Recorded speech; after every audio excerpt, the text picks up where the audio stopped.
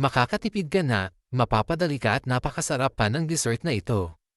Magtunaw ng 1 kutsara na asukal sa lanera. Pag ganito na ang kulay, hitabi muna.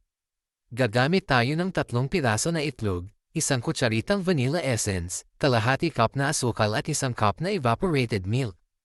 Haluin itong mabuti. Maglagay ng 2 kutsara na cornstarch. Haluin hanggang ma-well combined. Salain ito ng 3 beses para maalis ang buo-buo at para ma-achieve natin ang smooth na texture ng ating dessert. Gagamit din tayo ng 1 kutsara na yellow unflavored gulaman, 1 at kalahati cup na tubig. Ibuhos na ang itlog mixture. Lutuin ito over medium to low heat. Madalas itong haluin para hindi magbuo-buo at para hindi ito dumikit sa kawali. Pag medyo kumulo at malapot na ito, ibuhos na ito sa lanera. 2 lanera pala ang nagawa ko dito. Palamigan ito bago i-unmold. Madaling gawin at napakasarap.